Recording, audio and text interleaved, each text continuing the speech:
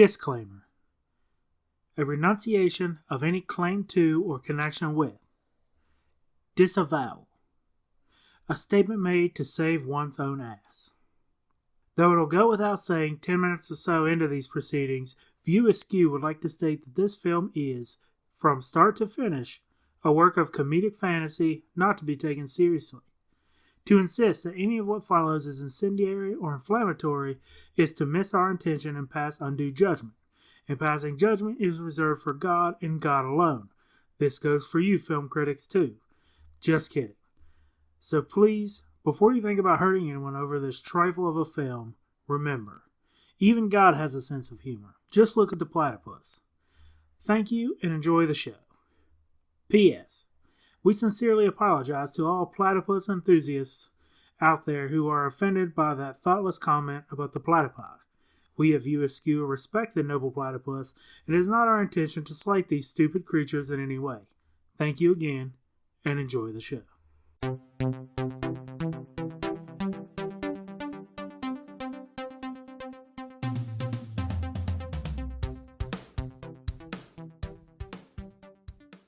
Welcome to the Run It Back Podcast, where we run back everything from the 80s and 90s. I'm Jason. I'm Sarah. And today, if you were listening, we are running back Dogma from 1999. Now, you say this is your favorite movie, even though you watched Twister way more than this movie. I would say this definitely used to be my absolute favorite movie. I hadn't seen it in a long time, which is why I was hesitant to say, yes, this is my favorite movie. And I know it's not like a great work of cinema or anything, but it is. But is it not? It really is, I think, one of, if not my favorite movie. I'm taking this as my favorite movie. I'm sorry if I've hurt any of the other movie's feelings. I am sincere when I say it will keep me up all night.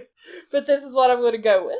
I like the movie. I've always liked it. I like it. We have all of the things I've collected, and we put them in front of me. So we have Buddy Christ a Buddy Christ bobblehead, a Movie plush that's modeled to look like a Beanie Baby. It has the FU ball sack on its ear, where Beanie Babies have the little hearts, and a plastic Golgothan that used to fart, but I think the plastic has hardened because it no longer makes the realistic fart sound. Yeah, I couldn't even get it to squeeze. Yeah.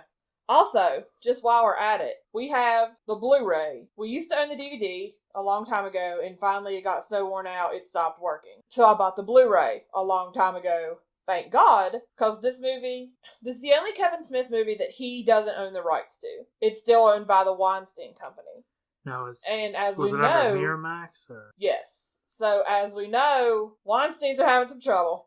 Hashtag me too. Yeah. So, he's tried to buy it back from them repeatedly, and it hasn't worked out. So, he doesn't own the rights to it, so it's not streaming anywhere. For a while, Sony had the rights to produce the DVDs for it, but they've since lost the rights. So, it's also not available anywhere on anything. People were selling used copies on Amazon and eBay of the DVD I found one for $40.50 on Amazon. DVD? A DVD.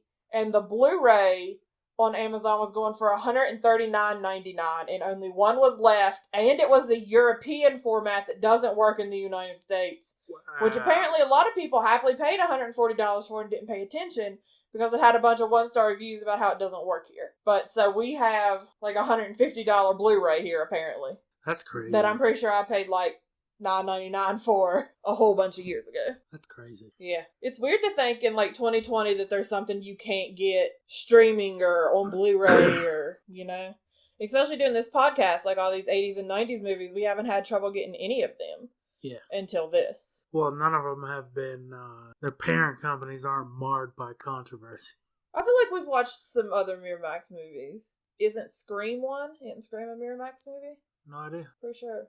But either way. Also, before we get started, the movie was heavily protested by the Catholic League. But this little thing here says, William Donahue of the Catholic League lambasted the film and publicly protested against it for months, without actually ever seeing it. When his office called View Askew and requested a special screening so he could speak intelligently about it, Kevin Smith responded, "What the hell has he been doing for the past 6 months?" So they protested it just based on what they heard it could be about. Well, that's the problem with a lot of people. They hear somebody say something about something, or one of their friends say something, or it's the same thing that kids do. They just parrot whatever their parents say. They're just like little macaws. Well, in the NFL right now, we have the contract renegotiation going on. I'm a Green Bay fan. Aaron Rodgers said he wasn't going to vote for the new contract. A bunch of people since have come out and said he's making a mistake, that they're going to vote for it, and he said today in an interview that he doesn't think people are actually reading the entire document, and he said that's the problem, is you have all these young kids playing in the NFL that are used to this swipe right, swipe left, instant technology of an app, and they're not going to sit down and read this whole document like he did. So they're just going by what they've been told. That's why the owners were like, well, you're going to get this much more money. They're just going by what they've been told instead of actually like delving into it. I would say we're pretty big Kevin Smith fans, probably me more than you, but we've listened to a lot of his interviews and his Q&As, which is exactly one Q and an hour-long A. But he's talked about how the Catholic League protested him, and he went and nobody recognized him, so he just got a sign and started protesting with them. I hate when people do that, though. Like, you read it's the same thing. You read a headline and you start bitching about something. It's like, that headline's only there to get you to click on it. Like, you're bitching about exactly the opposite of what the article's about because you didn't read it. I love so much when people don't read the article at all, but I love it even more when it's clearly an article from a satire website. Like, my mom recently sent me an article about how people from our home state were no longer going to be allowed at Myrtle Beach, South Carolina because of how narrowed it down. Because of how we act. And I was like if you went, you couldn't display anything that you were from here. And I was like, Mom, this is from like The Onion. It wasn't The Onion, but similar to The Onion. I was like, this is a satire website. And also, if Myrtle Beach kicks out people from West Virginia, they lose like 80% of their income. So, not going to happen. Like, think with your head a tiny bit. Also, hi, Mom. I know you're not listening, but in case, I love you. All right, you want to actually start this movie? All right, so the movie starts out in Asbury Park in New Jersey. This old dude's just sitting on the pier by the beach. You see a skee ball sign behind him for an arcade, and these three little roller hockey punks come and just start beating the shit out of him. Right. Then it switches scenes to a Catholic church, and you see a bunch of signs in the back on the church that say, Catholicism, wow. Wow! And they are basically rebranding. That's right. They are going to retire the cross, and they're introducing, as you've mentioned... Not the cross, so much as just crucified Jesus. Okay. They're introducing Buddy Christ, because Christ didn't come here to give people the willies. Right. That's what he said. And it made a little bit of sense. I feel like a lot of people saw the marketing for the movie and saw the Buddy Christ, and that's where they would have... Oh, you mean the people that were protesting? Yeah. Now, if you don't know, Buddy Christ... Buddy! Stop fucking doing that. Is Jesus, as you know him, and he's giving a thumbs up with one hand and, like, pointing at you and winking with the other hand. And his head bubbles. And, well, this one's head bobbles, yeah. But he is, like, dark-skinned, black-haired Jesus. Now, I once asked you if the church you grew up in had blonde-haired, blue-eyed Jesus, and you didn't know what I was talking about. No. But the church I went to growing up had blonde hair, blue-eyed Jesus paintings everywhere. I had to, like, Google it and show you that it was a thing. Yeah, I don't think the blonde hair, blue-eyed people survived in the sun like that. No, I agree, but it was a Pentecostal church that my grandma used to take me to. I would like to quickly say I'm not religious at all, but it was a Pentecostal church, and it had a huge picture of blonde-haired, blue-eyed Jesus. But I always, like, as a child, was like, that shit's wrong. That's weird. I ain't right.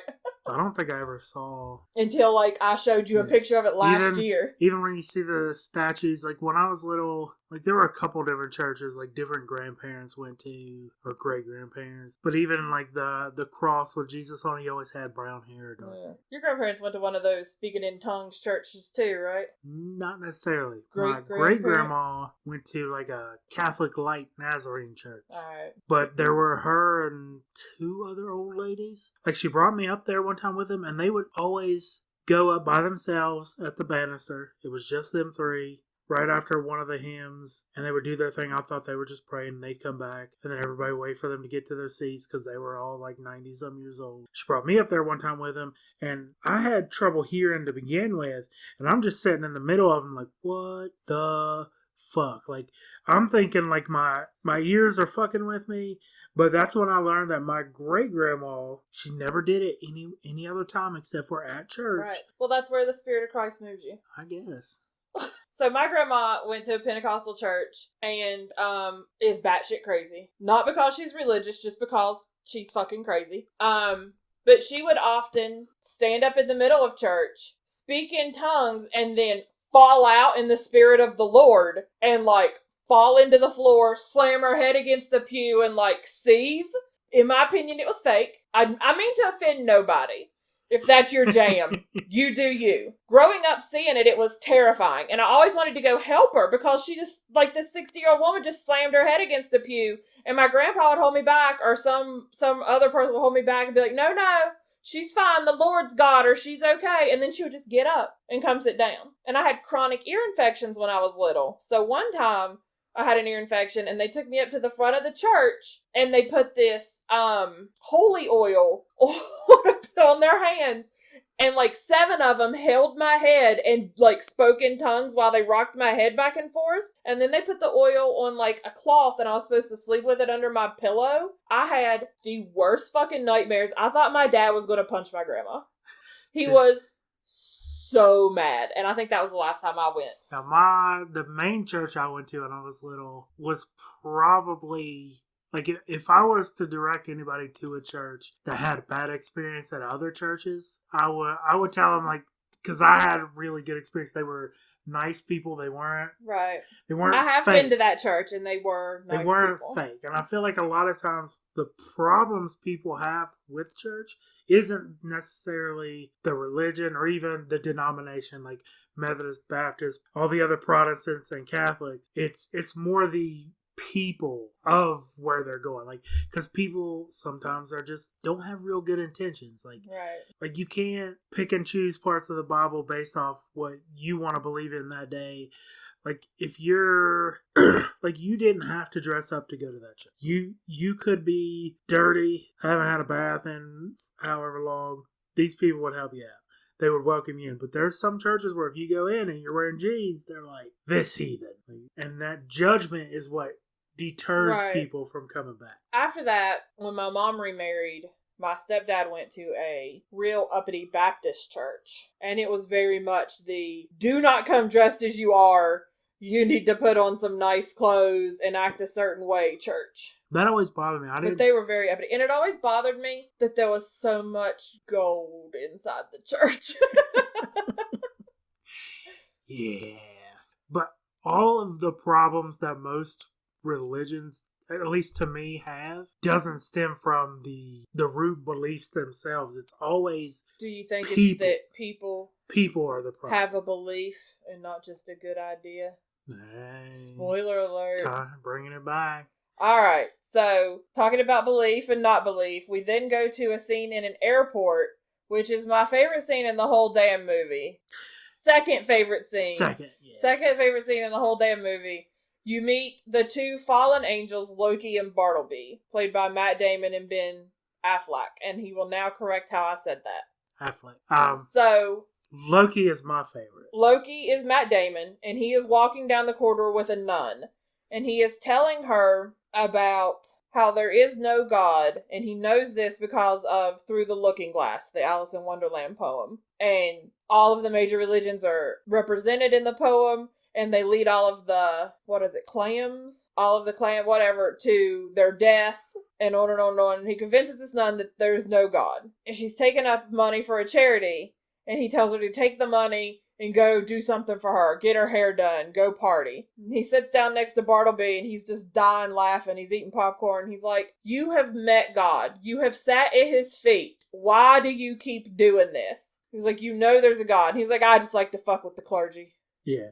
He's one of my favorites. But then the whole time in the scene when Bartleby and Loki are walking out of the airport, you just see the nun in the back going wild, like, she goes into a restaurant and steals a beer, and they're like chasing her down to get the beer back, and she has a cigarette in her mouth, and she's just dancing. But Bartleby shows... Hold on. Before that, he asked why he wanted to meet at the airport, and he said, the airport is humanity at its best. It doesn't matter what's going on in their lives. It doesn't matter that this one cheated on that one while he was on vacation, or that this happened, or that they've been arguing. It's humanity at its best. All that matters is that they're together again and they love each other. And that's very Love Actually, to the point that I had to Google which came out first. Which came out first? This. So like you said, Loki and Bartleby are fallen angels. Right. Loki basically got tired of dishing out God's wrath, and basically set his sword down and told God no, because Bartleby told him to. Bartleby kind of talked some sense into They got wicked wasted, and Bartleby told him to. So as a result, two things happened. They got banished to Earth to Wisconsin. For all of humanity's existence. And from then on, no angels could imbibe alcohol. Right. So, I mean, that's pretty rough. That's rough. But he hands him a clipping from a newspaper. He's like, I got this in the mail. We're going home. He said that the church that you saw earlier with Cardinal Glick has this new thing. They have this archway. If you go through it, you're wiped clean of all your sins. They'll be forgiven. And then they just have to die and they go to heaven. Now. Then they have an argument about church law versus divine mandate. Yeah. So Loki argues like it doesn't matter because that's not what God says. Right. But Bartleby points out Loki says Bartleby points out that church laws are fallible because they are made by man. Right. Maybe. But Bartleby points out that God had basically said, whatever you hold true on earth, we will hold true in heaven. Right. That it's dogmatic law. Yes. So, because the cardinal has declared you walk through this archway, you will be absolved of all your sins. So they will basically be forgiven for their disobedience in heaven. So Loki's like, hey, your math checks out, and then he wants to go on a killing spree to get on God's good graces because he wants to kill the sinners. Well, it's not just a killing spree. It's specifically aimed at the people who make Mubi. The golden calf. The golden calf. So the people have created an idol. He said it is divine justice, because in this, Loki is the angel of death, which people had issues with. It says in the film, Loki is the angel of death, and Azrael's, this demon we're getting ready to meet, wants to cause mischief. In traditional mythology, it is Azrael who is the angel of death, and Loki is a Norse god who causes mischief. But he causes a little bit of mischief. I mean, he tells that nun to, completely throw away her life. So they're leaving, and he was like, man, our last week on Earth, if I had a dick, I'd go get laid. And they're like, oh, let's do the next best thing. Let's kill people as the elevator closes. And that girl spits out her coffee. He's like, oh, not you. Yeah, you're fine. But in that, there was a scene kind of cut to Bethany. She is in McHenry, Illinois, or something. McHenry, Illinois, at a church. And she's at mass, and the priest, mentioned something about praying for people, and they're taking up a donation for this John Doe jersey, which is the guy you met in the guy at the very beginning who gets beat up. He's now in a coma. Yeah, they're trying to keep him on life support. So then you go to, what's Janine Garofalo's character? It don't matter. She arrives at the Planned Parenthood, and there's a bunch of protesters outside. You find out that's where Bethany works. She works at an abortion Bethany clinic. works at a Planned Parenthood. They do other things. It never says Planned Parenthood. Janine Garofalo says Planned Parenthood, but it never says that. Outside just says abortion clinic. Yeah, Janine Garofalo was giving her a little bit of shit for going to church and then coming to work just going through the motions, really, because she doesn't actually believe in God anymore. And she says that she has no faith left, and that when she was little, it used to be so easy. And then Janine Garofalo relates it to when you're little, it's the glass is little and it's easy to fill up with she says it's all the bullshit, but all the faith things. But as you get older, that glass gets bigger, but it's the same amount of shit in the glass, so it's harder to believe. Right. Then you meet Azrael. Well, Bethany then says, I think God is dead. Yeah. So then you meet Azrael. Right. I love this part as well. He has his roller hockey henchman with him. Well, he's going door to door. He knocks on this nice house in a cul-de-sac and says he's with the EPA and he's doing a Freon leak check, and he wants to know if she has central air. He wants to know if she has air. So he wants to know if she has air conditioning. She says, yeah, we have central air. And he says, in every room? She's like, every room but the bathroom. And he was like, okay. And he points and like the hockey kids kill her, drag her body inside. And he walks in and turns it full blast and says, no pleasure, no rapture, no exquisite sin greater than sensual air. And it really makes sense. Like, if you were a demon in hell, like, what was the number one thing? You would want some air conditioner. You would want sensual air. Makes perfect sense. So they set up headquarters in this central airfield house. Right. And he kind of goes over the plan. Like, he already knows that. And at this point, you can come to the conclusion that John Doe Jersey was God in human form. Right. You find out why later. But he's like, okay, what's going to happen next is they're gonna send the last scion. Mm-hmm. Basically to stop the angels from crossing the archway. Right. And you don't really kind of put it together pretty quick that there's a reason he wants the angels to go through. Right. He's masterminding the whole thing. Yeah.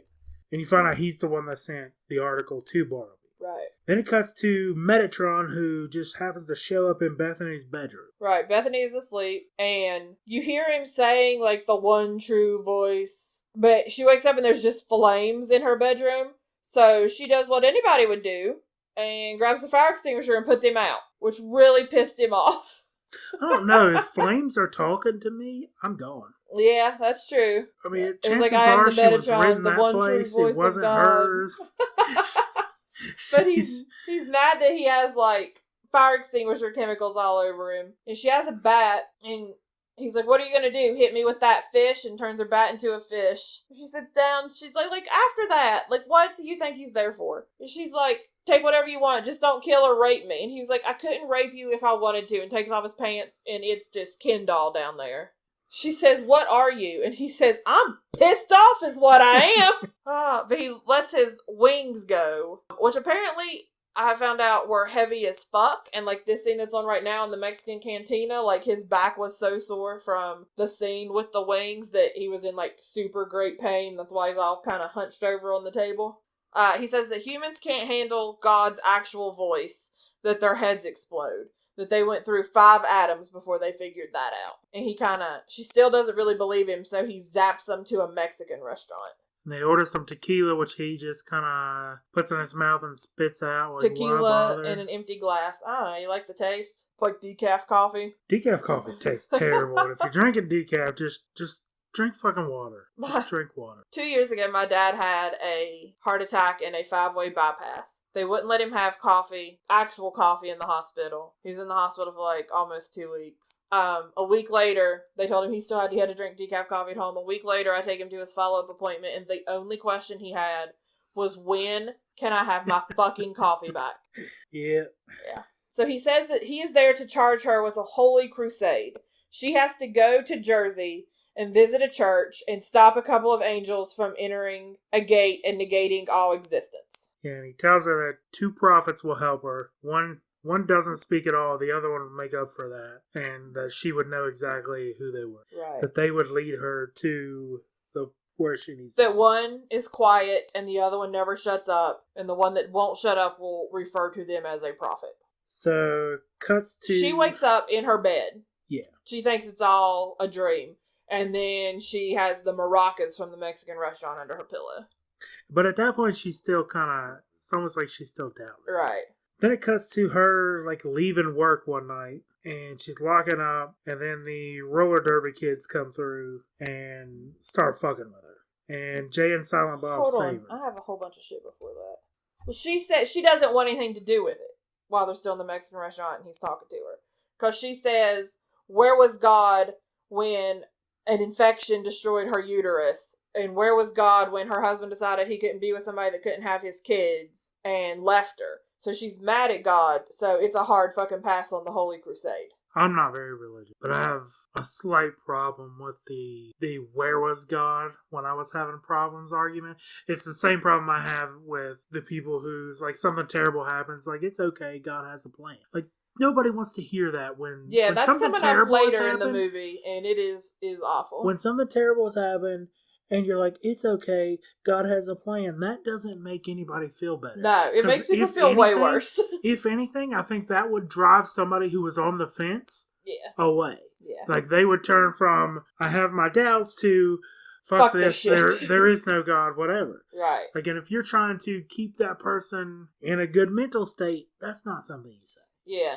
Yeah, nobody ever, at any point in their life, needs to hear it was all part of God's plan, or God has a plan. Yeah, like, God doesn't plan for babies to get cancer and die. God doesn't plan for children, innocent children, to do that. Like, that, I don't know what I believe, but if there is a God, and they created whatever this is, I'm pretty sure they're just like, there it is, and then they took a step back. You get to do what you want. You could be a good person, you could be a bad person, but that's on you. It aggravates me when professional athletes thank God. Like, oh, he's letting all these children in Syria die, but he made sure you caught that touchdown. Yeah, that doesn't make sense to bothers me. The shit out of me. Alright, anyway, so it's a hard pass from her. Then she wakes up in her bed with the maracas. Now she's leaving work the next day. It's dark. She's leaving the abortion clinic. And the hockey punks. The roller derby kids. Yeah. They come through and start fucking with her, and Jay and Silent Bob save the day.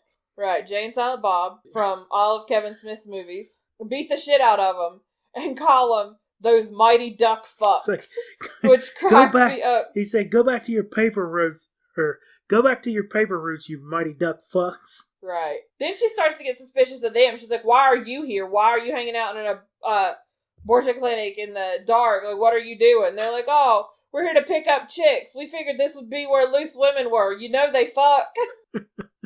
I mean, he's got some logic there. I guess. So, they go their separate ways after some discussion. But as they're walking away, he says, we could go back to New Jersey and make ourselves a profit.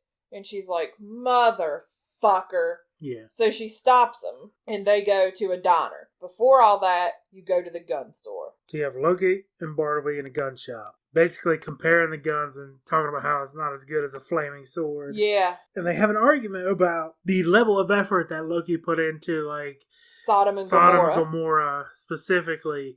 And Bartleby's like, you just lit a couple fires. He's like, no. I rained down sulfur. It's a little, any idiot with a match can light a couple fires. Yeah. He's like, this is an endurance event. He said, genocide is the most exhausting activity next to soccer. And you know, the dude running the gun shop, pawn shop, wherever they were. He's just standing there like, what the fuck? At that point, he was probably like, man, we should get these background checks. You boys all right? I decided I'm for gun control, and at least for the next half hour. See y'all later. Yeah.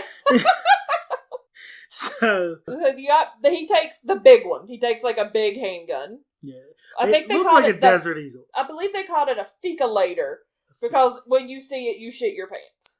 I can't remember what it looked like, but it was kind of like a Desert Eagle. It's big. It's pretty big. But it goes back to Jay and Silent Bob and Bethany, and they discuss how they arrived in Illinois. Because Lunchbox, or Silent Bob, loves John Hughes movies, and they're all set in Shermer, Illinois, which doesn't really exist, but they didn't know that. Right. But they did notice that Shermer, Illinois didn't have a weed connect.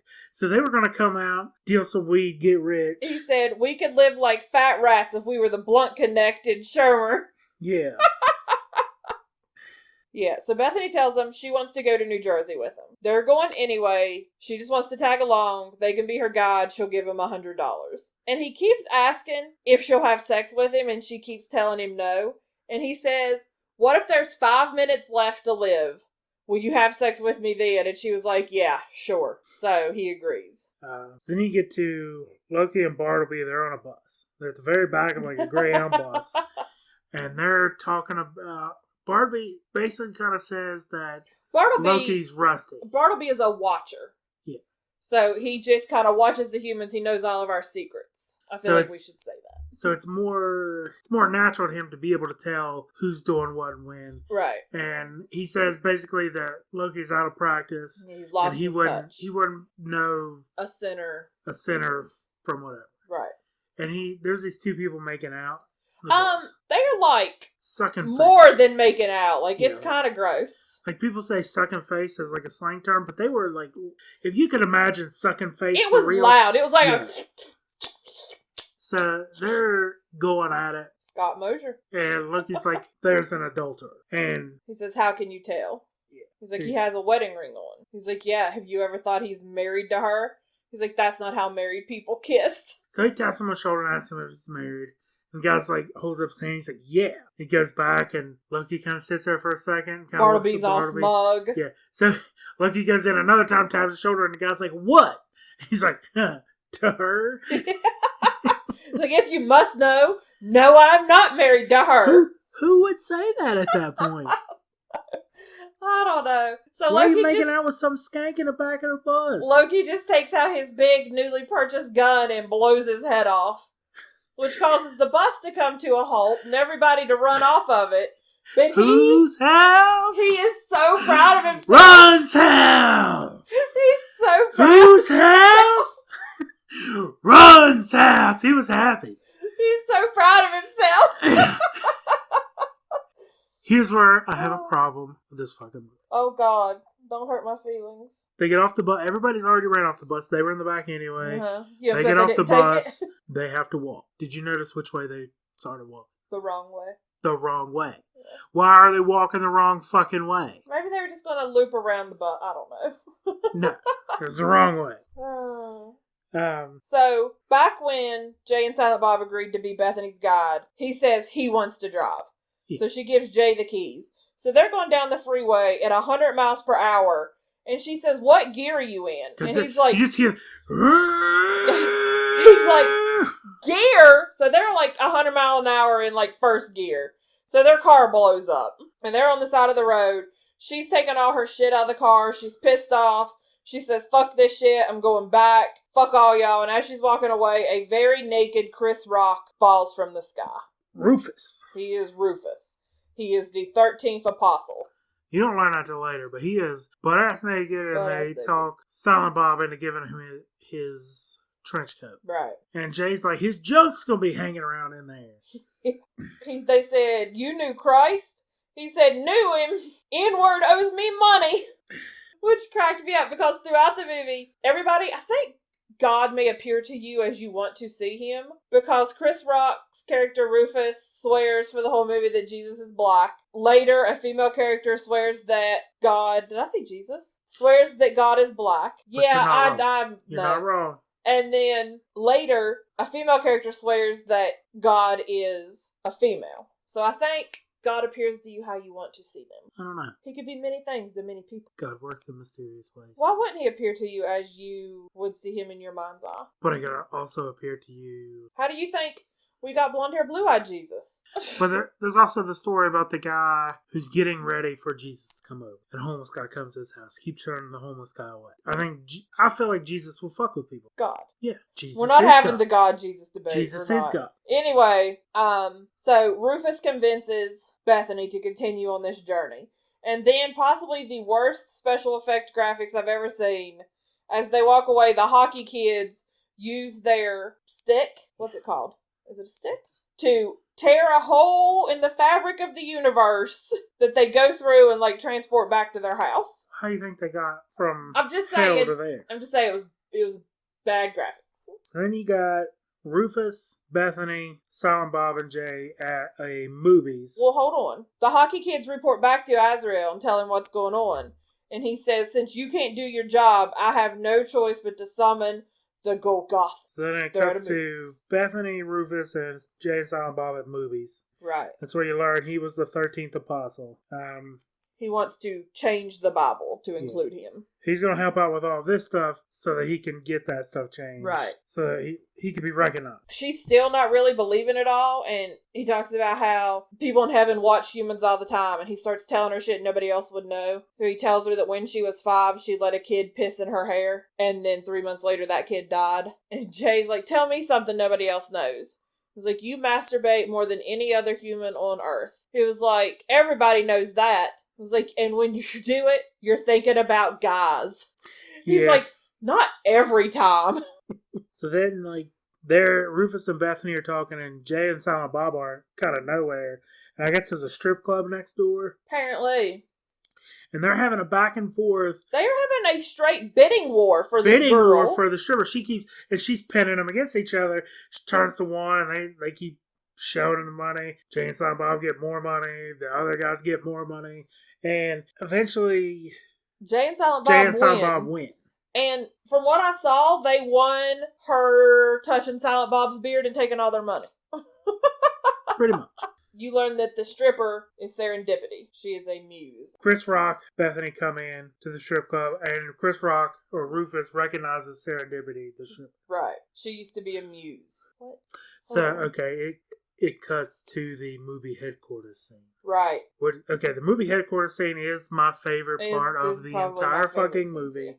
So you open up and you got what I'm assuming is a VP or a CEO of whoever has a movie. They're talking about their last quarter or whatever. And he sits down at the head of the board table and he's like, "Do you smell onions?" And Loki and Bartleby are over just in the corner, and Loki's just carving an onion. Yeah. Just the guy's like, he's basically just like, what? Guy's like, basically, he's like, what the fuck are you doing in my boardroom? And you'll have to take over. Bartleby starts reading, or Bartleby stands up and talks about how they're idolaters, and they worship this golden calf statue. Loki takes his little onion over to the main guy, and he sets it down, and he said, "It's a voodoo doll." He's like, "It looks just like you." He's like, "If I believed enough in this, it could hurt you." And he sneezes and looks around, gives everybody time, nobody says anything. He was like, "Even worse, not one of you passes for a decent human." So Bartleby starts to read off the charges, and he walks around the room. He was like, "You cheated on your wife." This one guy basically paid somebody to rape his girlfriend so he could break up with her. One disowned his gay son. One put his mom in a second-rate nursing home so he could buy himself an expensive rug. And then they get to the main guy, and he was like, "And yours are so bad I can't even say them out loud." He whispers it in his ear, and he starts crying. And Loki's like, "He's your fucking son." Yeah, he's your fucking son, for God's sake. So he's clearly, fucking his son. There's one woman in the boardroom, and they're like, "Except for you, you're an innocent. You've done nothing wrong. You've led a good life. Congratulations." And they turn to walk out of the room, and Loki goes, "Oh God, I forgot my little voodoo doll." He's like, "It really does look just like you, doesn't it?" And he's like, "If I believed enough," and he kind of vibrates his hand over it, and he smashes it, and the guy jumps. He's like, "I don't believe in fucking voodoo." And he walks outside. He comes back. He's like, "But I do believe in this." And just shoots everybody in the room. And you never see it, but you just see blood going everywhere. But he gets to the very last one. He gets to the woman, and he picks her up, and he's like, "You have nothing to be afraid of. You've led a good life." And he offers her a piece of gum. He's like, "But you didn't say bless you when I sneezed." He didn't say God bless you when I sneezed. And Bartleby's like, "Loki?" He's like, "You're getting off light." And that scene sticks with me. Yeah. And I say bless you to everybody or everything that sneezes, including my dogs and strangers. Now, that scene wasn't supposed to have... It was supposed to be more physical. That's why everybody in the boardroom is huge, because they were all stuntmen. Because it was supposed to be like a big physical fight scene. But instead, they just went with, you walk in and shoot everybody. I think it worked out better that way. I do too. You see Bartleby in the waiting room, reading a movie magazine going, "I do believe in this. Jesus Christ." I don't believe. Or yeah. No, we're making fun of Loki. So it cut back to the strip club, and Serendipity's talking about how the people who actually wrote the Bible or religious text, they held their own bias. And they wrote kind of according to their biases. And what she was saying basically is women were underrepresented in the Bible as far as the things that are... Well, she said women got a bad rap. She says God is a female, is a woman. And she said women got a bad rap in the Bible, that we're blamed for everything. Yeah. She says original sin, right. And she lists some other shit. But she also says something goes, it doesn't matter what you have faith in, just as long as you have faith. But she says, "Ooh, this is the last song." And it is the first time that Bethany hears that, because she kind of, what? But nobody explains it to her. But it kind of went with, is that where the ideas and beliefs? No, that's Rufus later. But Serendipity tells her that she's a muse, and she is responsible for 19 of the top 20 grossing films of all time. And she's like, 19? It was like, yeah. That one with the little boy that's by himself and the eye, like Home Alone, who's like, somebody sold their soul to the devil to get that one made. So somebody goes to the bathroom, they flush, they walk out, and shit starts to just bubble over Like, some of the most phallus-looking shit I've ever seen. I don't know what they used to make it. Starts to bubble over. Right before then, there was the bidding war between the gang and then Jay and Silent Bob. Well, Serendipity brought them together, and did you feel like the gang was kind of hokey? Like, they're all wearing red bandanas, and they're all just saying stupid shit. Like, it was like, I don't think he could make that today. And yeah, it was weird. But they made Jay and Silent Bob honorary gang members and gave them red bandanas too. So as the shit bubbles out, the Golgothan comes through. He forms. So he comes walking out of the bathroom. He's kind of hard to hear, but he says, "Not born, shit into existence." And he starts talking about how no person born of man can kill it. So Deputy starts explaining what he is. He's this shit demon that, like, up on the hill where they crucified Jesus wasn't the only one crucified there, that they crucified actual bad people, rapists, murderers, killers, thieves, and when you kill somebody, they tend to void their bowels, and all of the shit collected on this hill. So all of this evil shit formed into the Golgothan shit demon. So he's taking people out, like, he lifts his arm up and, like, turns it into a shit cannon and just shoots shit. And it is the dumbest shit, but it cracks me up every time. He basically destroys all the gang members. The gang members try to shoot him, and it just kills them all. Everybody else hides behind the bar. Right. Silent Bob gets an idea and just basically sprays some Febreze in his Well, stands up and just waits until he's nose to nose with it, and then, like, with his little pocket spray, just right in its face. And it passes out. They're like, "How did you do that?" And they take it. It was like, knocks out strong odors. So Serendipity says she'll stay there and see if she can get some answers behind who sent the Golgothan and all that. So then you go to the train, and Bethany and Rufus are basically discussing religion. Well, first, Azrael meets with Bartleby and Loki. Yeah. And tells them they need to keep a lower profile, stop going on killing sprees, because they missed their bus, and they were just going to fly. Like, with their wings fly. And he's like, you need to keep a low profile, no more fucking killing boardrooms of people, don't use your wings. He's like, they've summoned the last sign, they're gonna kill you. He tells them both sides they're looking for. Yeah, that Lucifer's mad because they're gonna do what he was never able to do, and God's mad because you're gonna prove her wrong, and on and on and on. So then you're on the train. So on the train, Bethany and Rufus are talking about religion, and Rufus has a really good point about religion is originally set up to be a set of ideas, because ideas you can change your ideas, but you can't. It's harder to change your beliefs. Yeah, he said that God's mad that you took a good idea and made a belief around it. Yeah. It's better to have an idea that you can change. He said the thing that makes God the maddest is the shit that gets carried out in his name, like genocide and war and hate. So then you meet Larry and Barry. Right. Which is Bartleby and Loki's alter egos.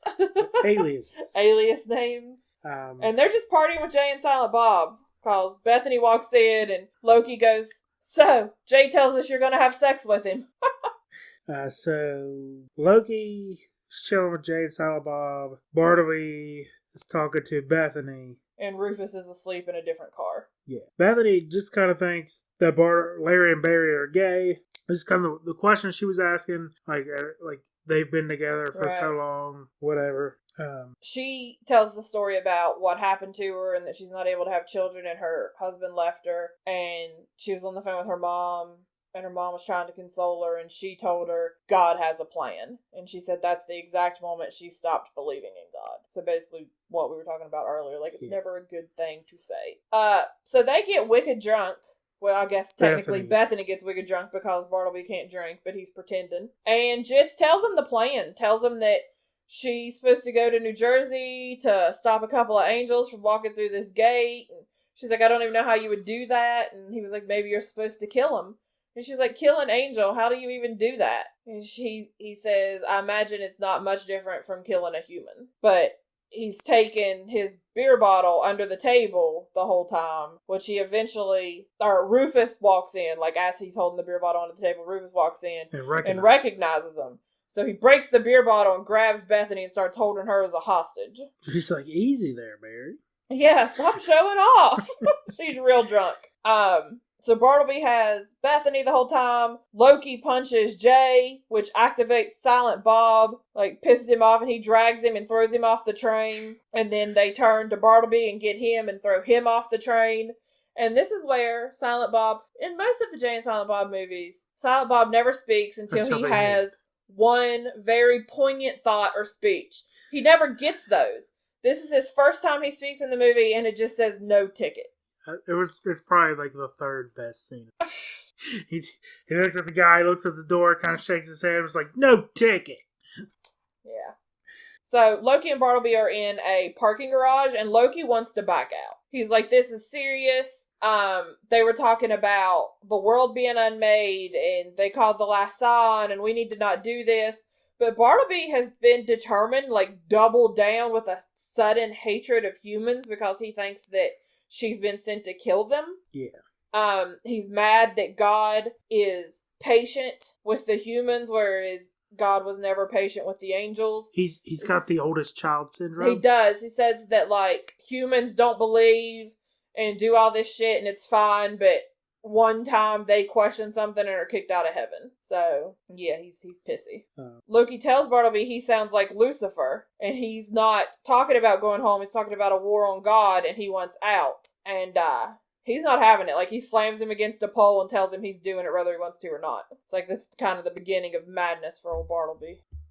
Then you come back to Rufus. All of them have now gotten off of the train so that Bartleby and Loki don't know where they are, and they're just like in the middle of the woods around a campfire. And Rufus basically discusses the 18 missing years. Well, Bethany finally says, "Why me? Why am I special?" And Rufus tells her, "Why do you think Jesus goes from 12 to 30 in the Bible? Like, what happened in those 18 missing years?" And he finds out that he's God's son, and it takes him 18 years to fucking deal with it, basically. But he also said a lot of those 18 years, he dealt closely with his siblings. Right. And people didn't want. Right. Because he's like, okay, the siblings weren't children of God, but if you think says, a married couple didn't fuck, then you're crazy. Yeah, she was like, Jesus didn't have siblings. Mary was a virgin. It was like Mary was a virgin when she had Jesus. Yeah. But if you think two married people didn't get down in 30 years, which does make a lot of sense. But he tells her that she is related to Jesus. She is his last living relative. She's like the great-great-great-great-great-great-grandniece of Jesus Christ. And Jay's like, so she's part black? Yeah. Yeah. And she can't handle it. She runs off into the woods to cry. And Metatron appears to her to try to comfort her. He was like, I had to tell Jesus. Jesus dealt with it just like this. He begged me to take it away. I would have if I could. It's not fair. It's not fair to him. It's not fair to you. And he's like, can we talk somewhere else? And then snaps everybody out of the woods and into like a nice restaurant. He's all down. He says he has no idea where God is, that this obviously was within God's power to fix, but nobody can find him. Tells him that once a month he takes a sabbatical to Earth in human form to play skee-ball. And said that if he were killed, he would have immediately returned to heaven, that he has to be incapacitated somewhere. But while Metatron was explaining the whole Jesus coming to terms after being told, the mindfucker being told, hey, you're God's son. Mm-hmm. You're going to save the world. Also, you are God. And he had a really good piece of advice. He was like, just be who you've always been. Just also be this. Yeah. Occasionally. Yeah. I thought that was really good. Yeah. So Bethany decides, Jay suggests, let's just ask Cardinal Glick to close the church, because Metatron says he's just out of damn ideas. So, they go to ask Cardinal Glick to close the church, Bethany and Rufus, and they're telling him this is a mistake. And he says the Catholic Church doesn't make mistakes. And they're like, your, position of neutrality during the Holocaust and the, what all do they say? There was the Holocaust thing, there was the looking the other way, there was another genocide thing. Just all the things the Catholic Church has done wrong. And he's like, all right, mistakes were made. Yeah. But he absolutely will not close the church that day. He refuses. Now, Cardinal Glick is played by George Carlin. And right before this, his wife died. So he wouldn't take his wedding ring off to be the cardinal. So they have a Band-Aid over it. And you probably couldn't see it then, but Blu-ray, you can definitely see that he has a Band-Aid on. But I thought that was sweet. So he won't do it, and he kicks him out of his church. They go to a bar, where Jay was like, it's alright, I got him back. He stole his golf club, the Cardinals golf club. He's not a pastor, he's a cardinal. Cardinal Glick, duh. Oh no, you said pastor earlier. Never mind. That's a priest. Priest. We'll cut all that out.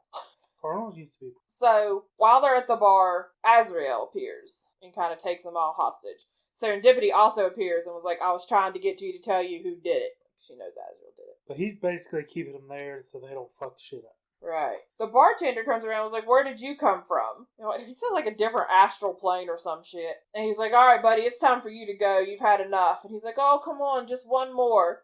I want a holy bartender. And he's like, I don't know how to do that. And he makes a big scene out of it. It was like, he doesn't know what a holy bartender is. Does anybody know how to make a holy bartender? I do. And turns around and just shoots the shit out of him a bunch of times. So it goes back and forth between this bar and the church. So Bartleby and Loki show up at the church while the cardinal is talking, giving his press conference about how this is God's house. And Bartleby just pushes through the crowd and said, God doesn't live here anymore. And this grabs a cop and breaks his neck with one hand. And he says, wings, now, and rips his shirt open. They pop out their wings. It goes back and forth. They just start killing people, basically. Back at the bar, you learn that Azrael was also a muse, but when God and Lucifer started fighting, he wouldn't pick a side. He wanted to wait and see who came out on top. So God kicked him out of heaven for not picking a side. He turns on, he kind of has them all like in a chair. He turns on the news and you can see Bartleby and Loki just killing people. So Serendipity starts looking over at Silent Bob and like giving him the eyes, like giving him the muse, the inspiration. She's like trying to wink at him real hard. Yeah. But basically, she's telling him to hit him with the Cardinals club that they stole. And Azrael sees it happen. He's like, what are you doing? He's like, are you telling him to hit me with this? Like that's going to do any good. He takes his shirt off. Technically, he licks his finger and burns his shirt off. And he tells him to pick up the golf club and hit him as hard as he can. It's not going to make a difference. And he picks it up and he hits him and it goes right through him. And he's like, but how? I'm a fucking demon. Because the cardinal blessed his golf club. Right, so it's an instrument of the Lord now. So they tell Bethany to turn on the sink, which has always bothered me that there's no, like, handle or anything she turns on. Like, she just, like, moves her fingers in front of the sink and it starts running. And they push the hockey kids' faces down in it and they, like, boil off. I'm guessing because she's, like, the last saw and she was able to turn the water on and that made it holy water and they dissolved their faces in holy water. Sure. Because she asks, how did the sink thing work? And they told her because she was the last saw and she was like, oh... They said it's in your DNA. And she said, oh shit, I gotta try water to wine. So then they go and meet Loki and Bartleby at the church. Yeah, everyone's dead. Loki's wings are cut off. He's leaning up against a van drinking. He's fucking drunk as hell. He tells them, like, Bartleby has snapped. Bartleby's just snatching people up and dropping them on the road in front of the church. Yeah, he drops from, like, the cardinal 200 feet up. Yeah. Said they ran out of parishioners, so he was just picking up randos off the street and dropping them. He takes out his knife. Bartleby takes out his knife and has Bethany, again, hostage, has the knife to her throat, and he very cold, tells her that she should know better than anybody, because although she can't see how happy her husband is with his new wife and kids, and he is very happy, he can see them, he can see the humans every day. He was like, the police will arrive just as we exit the church, free of sin, and this whole experiment can end. Well, he also mentioned that the police would shoot him and kill him, which would solve their problem.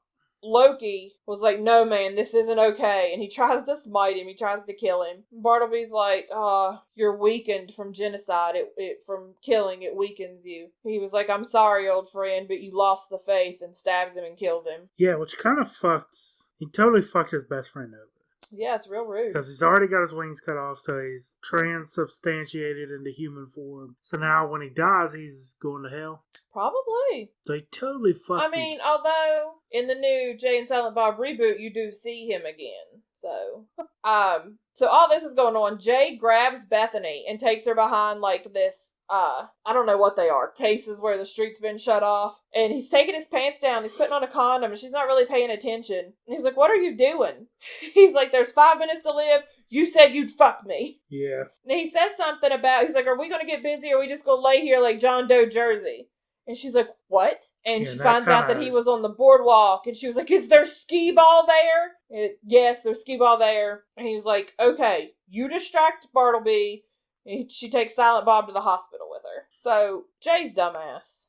While he's distracting Bartleby, just empties this I don't know, doesn't really look like a Technon. I was going to go with Technon. Basically shoots off his wings. Bartleby's wings off. Everybody's trying to run and stop him. Yeah, everybody's trying to stop him. It's like, you have to cut your wings off to become human. But Bartleby, like, it hurts. It's bloody. You can tell it hurts. But he's also happy. And I have it down as a Crimax. Well, my question is, why not one more bullet to the face? At that point, he's human. He ran out. That's the only reason he stopped, because the gun ran out of bullets. Yeah. So Bethany goes to the hospital, and she's like, I really hope you're the skee ball type, and unplugs John Doe jersey. Yeah. So, like, light floods the room. Her stomach starts bleeding. Bartleby, now without his wings, just takes off running to the church. He grabs the door to open it to walk through. He gets hit with light, and there's God and Metatron. Yeah. God is played by Alanis Morissette. Isn't that ironic? Isn't that ironic? You miss your chance to say, don't you? Oh, I'm sorry. You want to try me? Isn't that ironic? Don't you think? So, Metatron gives... He says, oh, Bartleby, was Wisconsin really that bad? But he also gives the warning to anybody who's human or not from a different astral plane to cover their ears. Yeah. Bartleby looks longingly into God's eyes and says, I'm sorry. But he also says, thank you. Yeah. And this gorilla scream that she lets out kills Bartleby. Blows his head clear off his shoulders. So does he go to hell or does he go to heaven? Has she forgiven him? Well, it says in his last movie what happened to him. What happened? I don't remember. They went back to Earth, right? I can't remember, and I can't find it. But I think they said that they were sent back to Earth, right? But not Wisconsin. But not Wisconsin this time. They were sent somewhere else. I can't remember. Probably Florida. So God kills Bartleby. And then go ahead. He kind of looks around and sees all the carnage and is kind of disheartened by it and kind of fixes everything. Right. Now, said that there were like 8 different scripts written, and none of them involved that scene, but that shooting was taking too long, and the church asked if there was any way they could clean up the street in front of the church, because, you know, it's just covered in blood and dead bodies and shit, and had been for days. So he, like, quickly came up with that, so they cleaned up the street and then just filmed her standing there. But I thought it really worked, that she just walked out there and snapped it all back and fine. So Silent Bob brings Bethany back, and she's basically dead because, like you said, when the light filled the room, they kind of showed like a lightning bolt or something like kind of shoot through her abdomen. Right. So she bled out on the way back, and he kind of lays her there, and God brings her back. Well, Metatron says the worst part about being a martyr is that you have to die, but God just lays her, like, rubs her hands together and then puts them over and brings her back to life. Somebody asked, what is he going to do? Or what is she going to do? And it was a Metatron that said, wax on, wax off.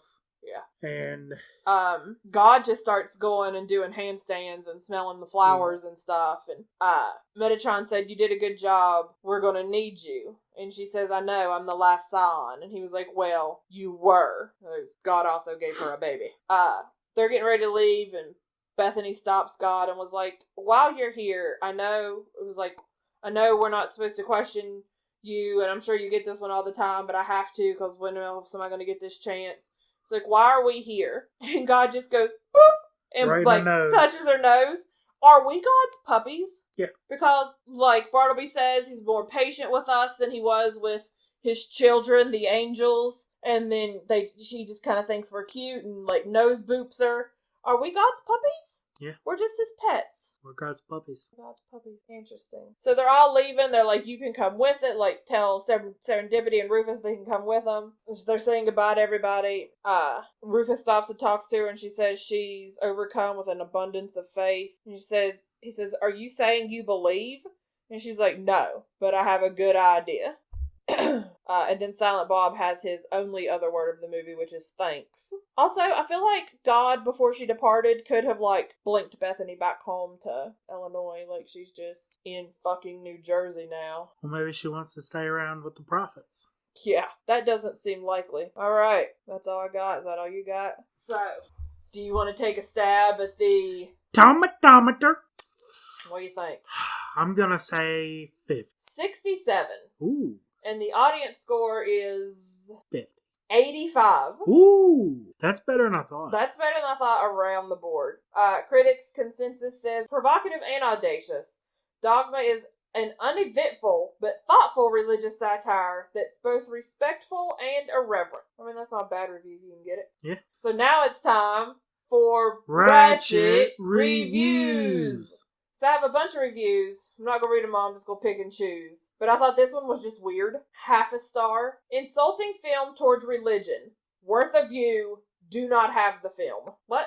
I don't think they watched it. What? Yeah, like it's insulting towards religion, but it's worth a view, but I don't have the film. Like I don't think it's... What? If you have the patience to see it through, I mean, if any of it makes you irrationally angry from the get-go, you probably have other issues you need to deal with. But if you're like, okay, let me watch it, see what it's about, and give it a chance, it's not, like, it doesn't try to insult people. Like, it's not really offensive in any way. Like, the thing most people would have the problem with, like I said, was the whole Buddy Christ thing. But to be honest, the Catholics need to rebrand something. Like I think Buddy Christ is adorable. Take everybody else's kind of thing and, like, don't be a dick. Don't be a dick to kids. Don't show your dick to kids. Like, just stop involving anything with dicks, okay? Views of Jason do not reflect the reviews of Run It Back Podcast. Oh, yes, they do. Yes, they do. Oh, this is a problematic review to me. 1 star. Dogma is basically what you would get if you had a random 14-year-old Redditor try to drop sick troll burns on Catholicism and just went with it. Hey, what if George Carlin was a bishop? LOL. And he's like, let's make up a new kind of Jesus who's mass marketable. And what if Jesus had kids? That'll piss him off. Yeah, and if she works in an abortion clinic? LMAO. Take that, Christ-tards. And there's an apostle nobody ever heard of, and he's black. LOL. Imagine how offensive a black apostle will be. Ooh. Have him call Jesus a N-word. Hard ER. She wrote it. She wrote the whole word. Something literally a golden calf something. God is a woman. LOL. Poop monster. We totally own those Jesus freaks. High five. This is Kevin Smith's intellectually engaging work. So does that mean she liked it or not? I don't think she liked it. I don't really know. I know that George Carlin was a cardinal, not a bishop, and that Jesus didn't have kids, he had brothers and sisters. And I don't think that this person can write the N-word. And why is it offensive that an apostle's black, bitch? Well, for her to be the last son, wouldn't if he had to have had kids? No, because she's his great-great-great-great-great-great-grandniece. Because his siblings had kids. He wandered the world, coming to terms with the fact that he was Jesus, and then he died. No pun. No, me either. I mean, he probably laid some down with Mary Magdalene. I'm just saying. Not in this movie. But I feel like, so you're saying that Mary's DNA is basically in Bethany. Right. But I would argue that also maybe Jesus did have a family. Although if you knew, like if you kind of had a hint that you knew, like you knew your responsibilities, you knew you were going to be sacrificed, you probably wouldn't have a family. You wouldn't want to burden your family by leaving them behind with no support. But I mean, if he died when he was 30, that's like an old man for biblical times, right? No, you're right, because what? No. Noah was like 9,000 years old when he built that rock. Thing. Ark. Ancient Aliens, man, has a theory on that. I don't want to know. 2 stars. This movie has no business being over 2 hours long. Come for the Tarantino dialogue that drones on for 1,000 years. But stay for Alanis Morissette in the greatest cameo since Vanilla Ice in TMNT2 Secret of the Ooze. I feel like it is 2 hours long. It is 2 hours and 10 minutes, but it doesn't seem that long. It doesn't really drag on. And a lot happens, because we take notes while we watch it, and I was writing like a mad woman. A lot happens. But I thought the Alanis Morissette was the greatest cameo since Vanilla Ice was funny. 0.5 star. It's a biblical comedy. It hurt my sentiments, so if anyone is religious enough, please avoid this. That's all I wish to say. Like, if you know what it is, and you know the rating, like, why? Why watch it? But they didn't shit on it for no reason. No. They just said if... They didn't really shit on it at all, other than the shit monster. No, I'm talking about that Ruby. Oh. Like, they were respectful enough to be like, hey, it's not my cup of tea. Right. If you are also believe this way, you probably don't want it. But, so I can't argue. I don't know. 1 star. Excrement monsters. Crude discussions about anal intercourse. When did that? The genetic-based divinity of Christ. Racist apostles. This film goes... Whoa. Whoa. Are they saying Chris Rock was racist? Yeah. Like Rufus? He's not racist, he's just black. Yeah. You don't have to be... I think because he said the people that wrote the Bible were racist because they didn't put him in it, and he said God was black. But the apostles weren't the ones who wrote the Bible. I know. I'm just saying. Most of them. Anyway, the film goes way over the line in slamming Catholic theology in terms that it should have earned an NC-17 rating. I was deeply offended, and I'm not even Christian, let alone Catholic. Frankly, I can't even give you some examples of the dialogue without turning this into an NC-17 rating itself, which, incidentally, is how the movie should have been rated. Why do people look at things that are R-rated and are like, oh, this won't offend my delicate sensibilities? If anything should be NC-17, it's the Bible. Because there is some hard, heavy stuff in there. But I don't understand. Like, are they trying to be social justice warriors for people who aren't in their belief? It's weird that they said they weren't even Christian, and it still offended them so greatly. 1 star. Worst movie I ever saw. There is so much swearing, you need a lot of soap just to clean it up. There's no fun in this movie and no happiness. Just bloody, senseless killing. The movie mocks the Catholic religion, which is very distasteful. Don't buy this if you have good values. Fuck us, right? Let's go back to the, we're just going to move cardinals around that have had problems with diddling kids. We're not going to punish them or send them to jail or do whatever. And when they fuck up for like the 4th or 5th time, we'll just move them to the Vatican where we control the laws. Like, fuck off. Like, if you're not willing to go to... Like, if you were really wanting to go to bat for your religion, you would make a show of force like, hey, these people that have done these things have to go. They need to be punished by law where they dealt with these things so these people can have some closure. Because if you feel like you've been wronged and somebody just gets away with it, it makes it worse. This review's kind of long, but I almost think it was written by Jimmy Kimmel. It hates Matt Damon so much. Like, I've never seen, like, Matt Damon's like a fucking national treasure, right? Like, he's beloved. I don't know anybody that hates Matt Damon, except for this person. And I'm sorry that it's so long, but it's so funny that they keep taking it back to it's all Matt Damon's fault. I liked Matt Damon in this. This is one of the worst movies ever. I'll say it flat out right here. Poor acting, poor script, poor characters, Matt Damon. It had all the elements for a terrible film. The worst part about it all is that it's by Kevin Smith, the man who wrote, directed, and starred in 3 of my favorite movies ever, Clerks, Mallrats, and Chasing Amy. For those of you who thought Mallrats was dumb, you're about to see a new low. Demons made of excrement, stripper angels, and hockey demons. She's not an angel. Not to mention that this has some of the poorest and dumbest acting. Matt Damon. I blame it all on Ben's dumb buddy. And worst cameos on film to date. The only good acting is by Jason Lee, who tries his very hardest to pull off a role of a character similar to the devil, but it just doesn't work with the surroundings. He's too good, and everyone else is too subpar. All in all, you have an overblown piece of Hollywood crap that was supposed to be a thought-provoking movie that was blasphemous and sacrilegious with a message. Instead, it was just Alanis Morissette as God. The dialogues are dumb. Blame Chris Rock trying to do his own thing, and Matt Damon for being Matt Damon. The characters are whiny and annoying. The movie is out of Smith's style, and it's just more big-budget Hollywood stuff. The type of movie he was going to avoid.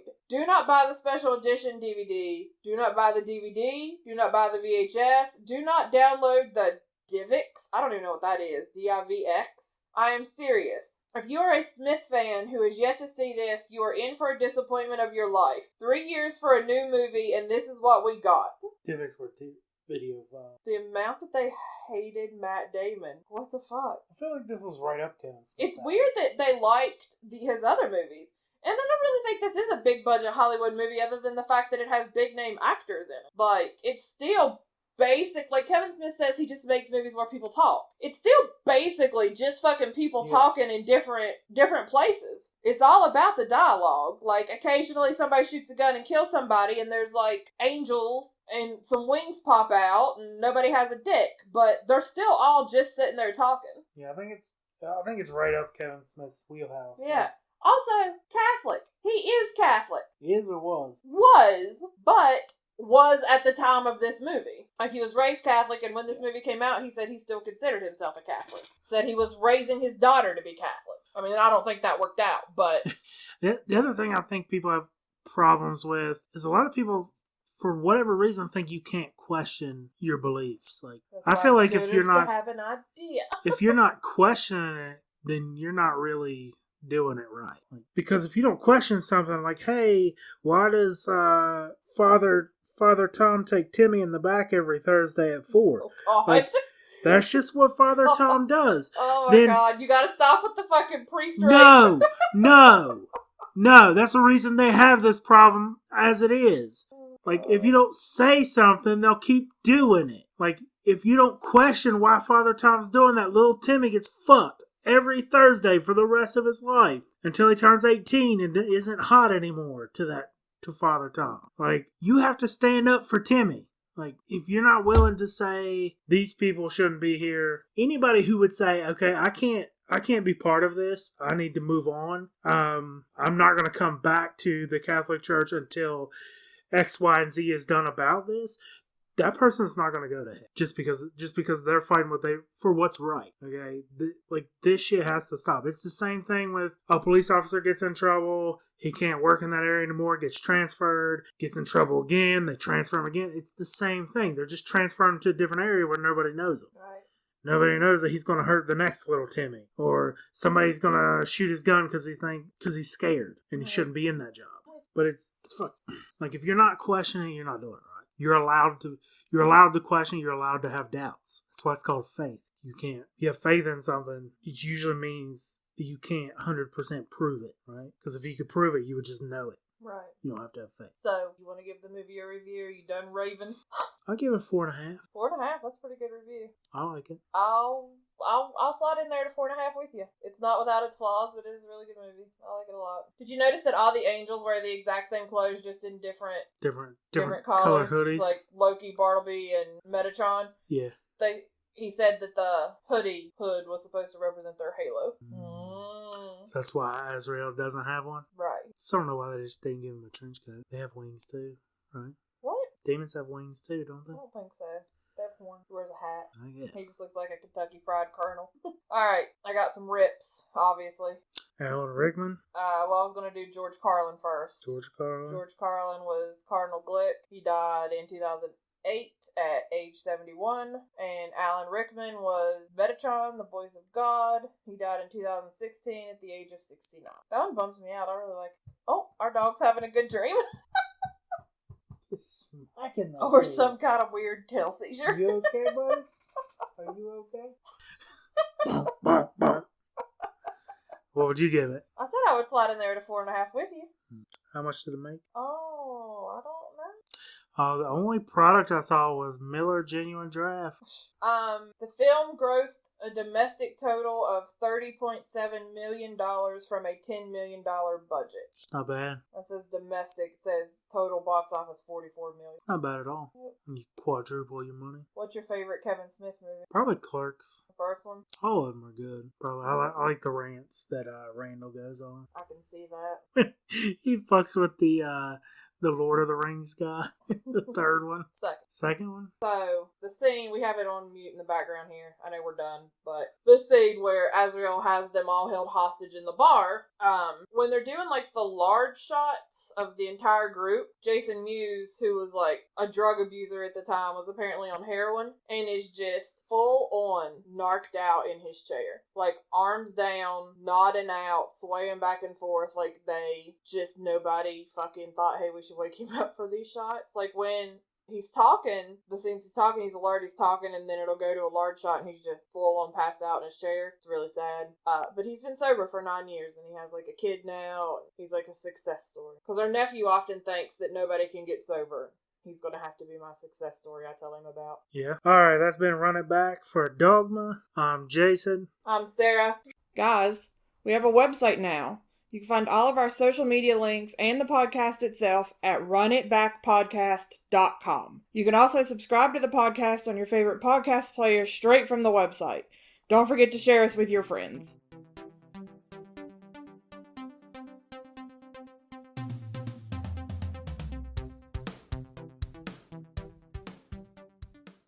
He still digs humanity, but it bothers him to see the shit that gets carried out in his name. Wars, bigotry, televangelism, but especially the factioning of all the religions. He says humanity took a good idea and, like always, built a belief structure on it.